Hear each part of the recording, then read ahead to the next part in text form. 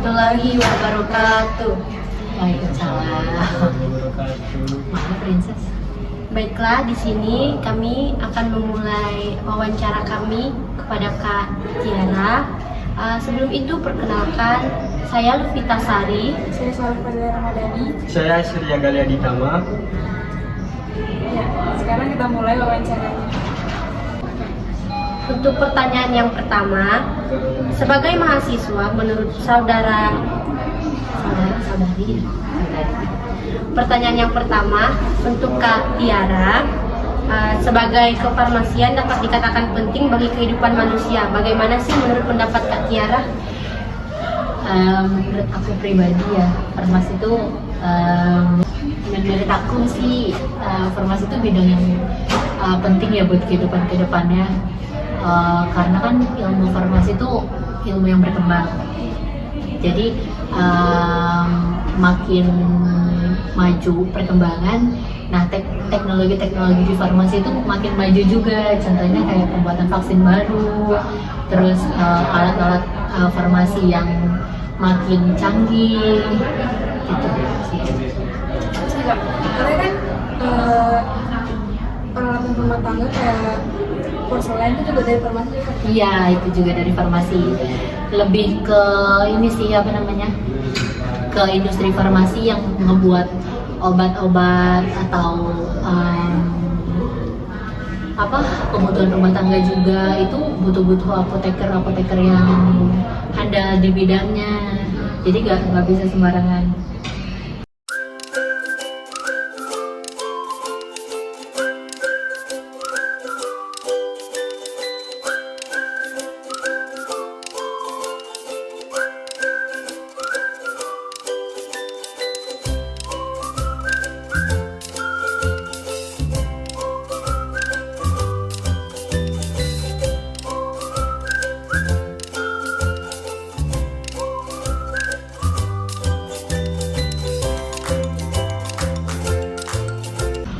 Berarti kakak punya ide atau inovasi Jessica? Soalnya kan tadi kakak bilang ilmu farmasi itu adalah ilmu yang berkembang, selalu berkembang. Nah itu kakak punya ide atau inovasi Jessica?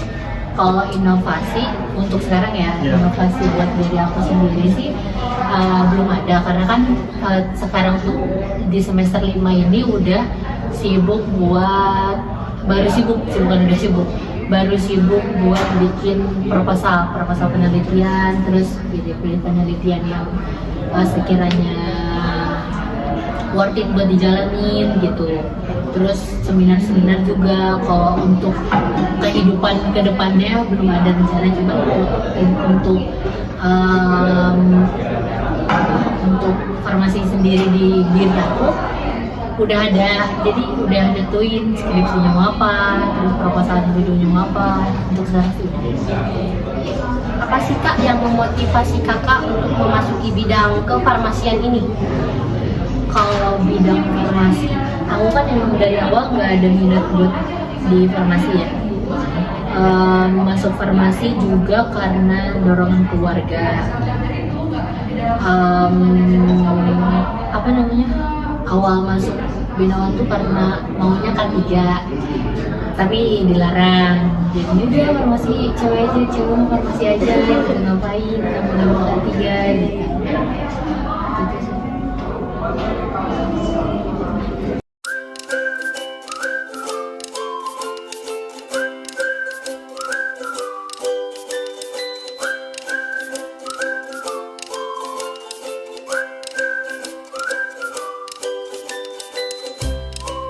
Berarti kan tadi kakak bilang nggak ada basic di farmasi sama sekali. Nah itu kalau misalkan anak kakak berarti semuanya SMA? Aku hanya mau perawat. Nah itu berarti masih sejalan nggak sih Kak, sejalan pelajarannya atau beda? Tergantung mata kuliah. Kalau mata kuliahnya anatomi fisiologi itu nyambung. Kalau botani farmasi, terus kimia dasar, kimia organik, kimia analitik, terus kimia medisinal, itu nggak nyambung.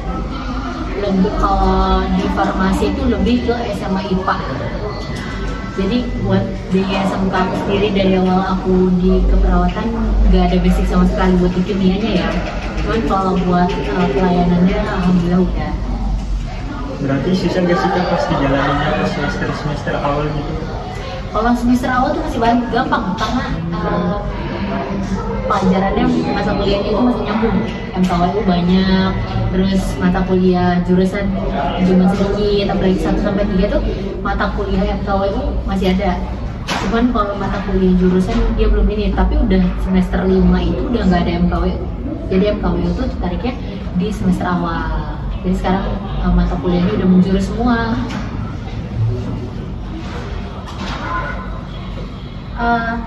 Selama kakak mengikuti perkuliahan yaitu prodi farmasi, pernah nggak sih kakak ngerasa capek gitu? Maksudnya ngerasa bosan gitu? Pernah kok kayak gitu waktu di semester 3 naik semester 4. Semester 3 tuh semester yang membludak banget tugasnya asli itu. Kayak aku menyerah aja ya gitu. Tapi kalau nyerah masa sih cuma sampai semester 3 doang gitu. Sering banget aku, karena emang aku juga gak ada basic ya, teman-teman juga banyak banget yang basic di farmasi, sedangkan aku nggak punya sama sekali, apalagi di pelajaran farmasetika aku nggak tahu sama sekali cara bikin sediaan kayak gimana. Yang aku tahu cuma pelayanan merawat pasien kayak gitu-gitu sih. Ngomongin mata kuliah nih Kak, apa sih mata kuliah yang paling menonjol ini? Kalau mata kuliah yang sekiranya menonjol di farmasi itu farmasetika, teknologi sediaan farmasi. Itu dibagi dua, teknologi sediaan farmasi steril sama teknologi sediaan farmasi gas steril. Kalau di semester 5 itu udah dapat teknologi sediaan gas steril, teknologi sediaan steril. Farmasetika, teknologi sediaan steril itu lebih ke industri.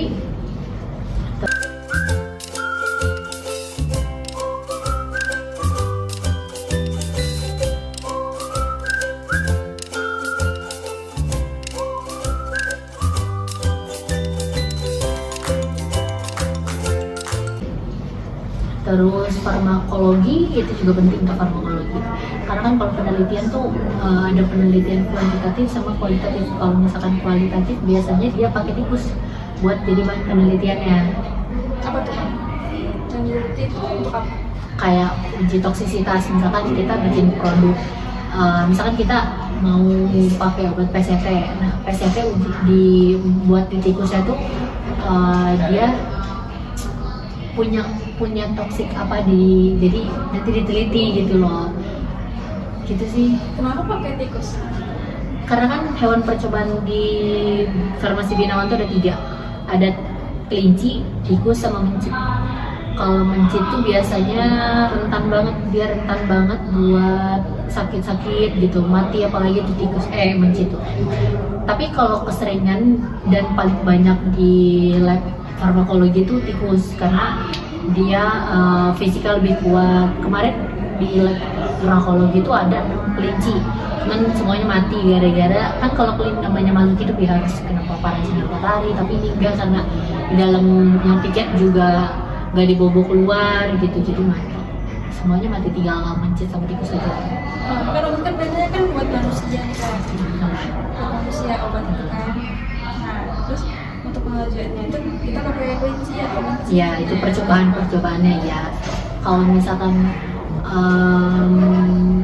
nih udah nggak ada toksisitas yang ditimbulkan sama si kelinci atau mencit atau tikus itu, nah itu bisa langsung ke BPOM biar dapat sertifikat halal. Apa karena mencit itu tubuhnya sama kayak manusia gitu? Ya dosisnya kalau di manusia hitungnya berat badan ya, kalau di tikus dia hitungnya bobot berat di kalau nggak salah.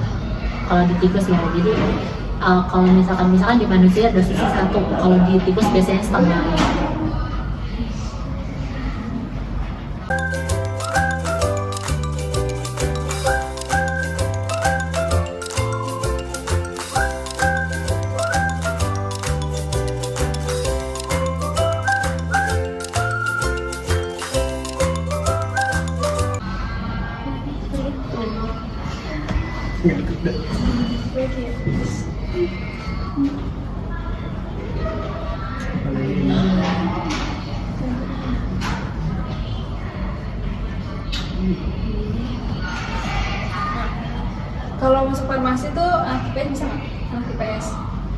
Kalau anak IPS tuh sama kayak aku jatuhnya.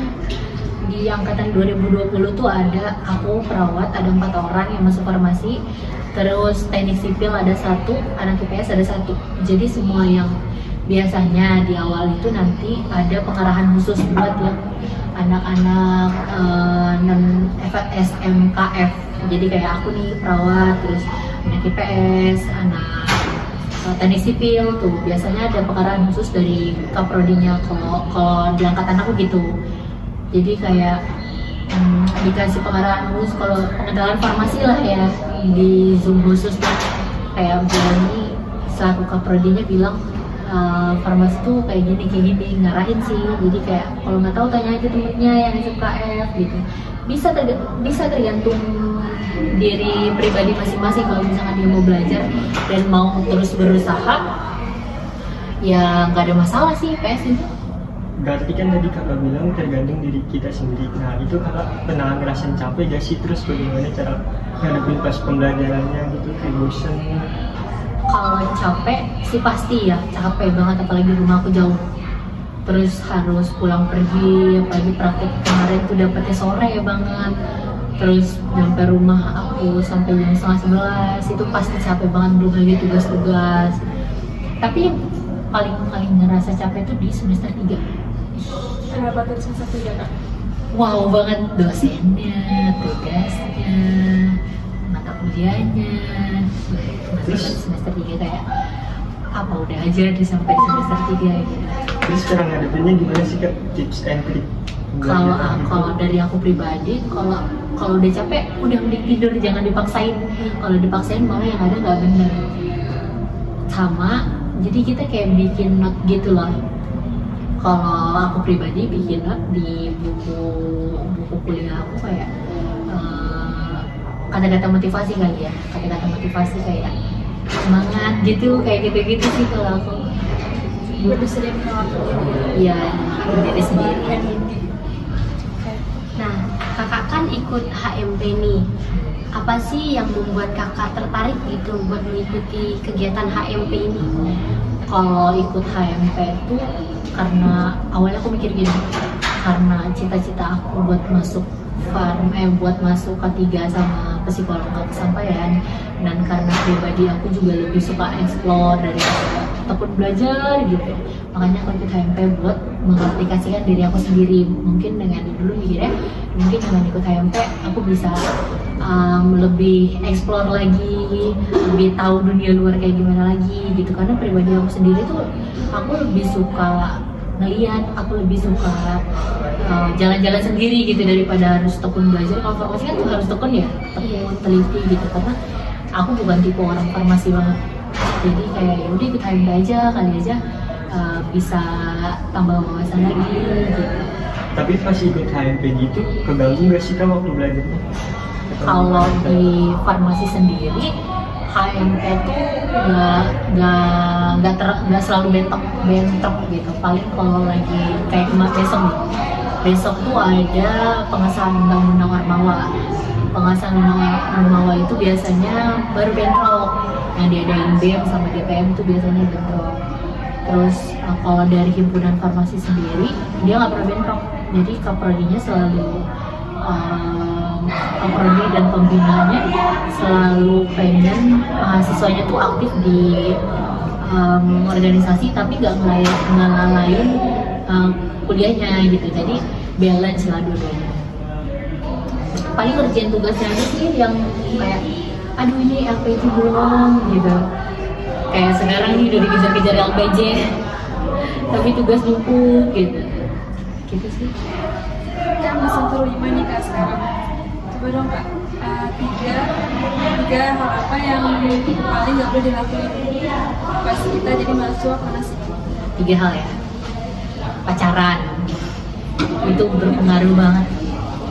Terus patah semangat itu juga ngaruh banget. Kayak kalau kita udah patah semangat pasti semuanya bakalan lalai. Tugasnya mentok-mentok deadline. Sama satu lagi, jangan itu aja.